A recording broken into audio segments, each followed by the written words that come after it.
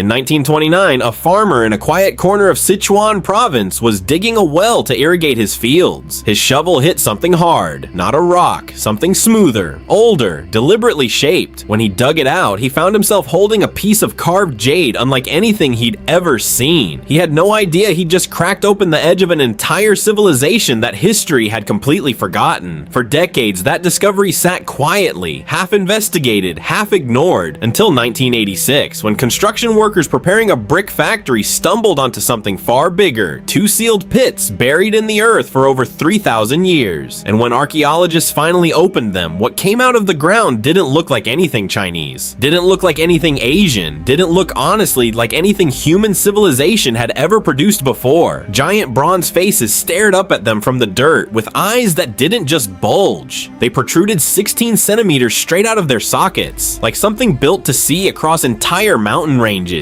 Ears shaped like wings stretched out on either side of angular, almost alien faces. One mask alone measured over 1.5 meters wide, far too large for any human being to have ever worn. Alongside the mask stood a bronze tree, nearly 4 meters tall, its branches twisting upward and dripping with tiny bronze birds and fruit, as if someone had tried to recreate the boundary between heaven and earth in solid metal. Nothing like it existed anywhere else in the ancient world. No cousin culture, no neighboring kingdom with a similar style. It was as if this civilization had simply appeared out of nowhere, built something extraordinary, and vanished again without leaving so much as a name behind. That absence is what makes Sanxingdui so unsettling to historians even today. Ancient China, as we've always been taught it, has a story with a clear beginning: the Yellow River, the early dynasties, a single continuous thread of civilization stretching back thousands of years in one direction. Sanxingdui doesn't fit that story at all. There are no written records here, no names of kings, no inscriptions explaining who these people worshipped, what language they spoke, or why they built faces designed to see beyond human sight. Everything archaeologists know about this culture, they've had to reconstruct purely from what was buried in the ground, and what was buried only deepens the mystery because none of it was placed carefully. Every single mask, every bronze head, every fragment of jade and ivory found in those pits had been deliberately smashed, burned, and buried, as if in the middle of some ritual so violent and so final that whoever performed it wanted to erase all trace of what came before. Theories about why have circled for decades without ever settling. Some archaeologists believe the pits were sacrificial offerings, a culture destroying its own most sacred objects to appease gods during a moment of crisis, a famine, a war, the collapse of a ruling dynasty. Others believe it was the opposite, an act of conquest, where a rival power swept in, smashed the symbols of the old order, and buried the evidence of a civilization it wanted erased from memory. And there's a darker possibility that some researchers won't rule out, that this was a culture destroying itself from within, burning its own gods in the face of something it couldn't explain or survive. What makes this even harder to resolve is how suddenly the story ends. For roughly 350 years, evidence suggests this civilization thrived along the banks of a river in Sichuan, developing bronze working techniques so advanced that some of the alloys and casting methods found here weren't replicated anywhere else in China for centuries. Then, just as abruptly as it began, it stops. The site goes quiet, no further pits, no signs of continued habitation, as if an entire kingdom of extraordinary craftsmen and their strange, bulging-eyed gods simply ceased to exist in the span of a single generation. For over a decade after 1986, that silence was the end of the story. A lost culture that flared brilliantly and then vanished, its questions buried right alongside its artifacts. But in 2001, archaeologists working roughly 40 kilometers away at a site called Jinsha uncovered something that reopened the entire mystery. Gold ornaments, jade discs, bronze work bearing unmistakable stylistic echoes of the masks found at Sanxingdui. It was as if, after the pits were buried and the original site abandoned, survivors of the same culture had picked up and moved, carrying fragments of their beliefs and their craftsmanship somewhere new, quietly continuing on under a different name in a different place. It didn't answer why the original civilization destroyed its own gods and vanished, but it proved that whatever happened at Sanxingdui, it wasn't a total extinction. Someone walked away from it. Then, just when researchers thought they had accounted for the full scope of the mystery, the ground gave up more. In the years following the original discovery, century, 6 additional sacrificial pits were uncovered at the same site, yielding over 500 more relics. Gold masks, ivory carvings, bronze fragments that had sat undisturbed and unknown for thousands of years, waiting directly beneath the feet of everyone who had already spent decades studying this place. Every time archaeologists believed they had finally reached the bottom of this mystery, the earth revealed there was more still hidden beneath it. To this day, no one has definitively answered the most basic questions about Sanxingdui. Who exactly were these people? What language they spoke? What god or ritual demanded faces built to see impossibly far, or a bronze tree meant to connect the human world to something above it? Why they destroyed everything sacred to them and buried it in silence? And why, after 350 years of extraordinary craftsmanship, an entire civilization simply chose, or was forced, to disappear?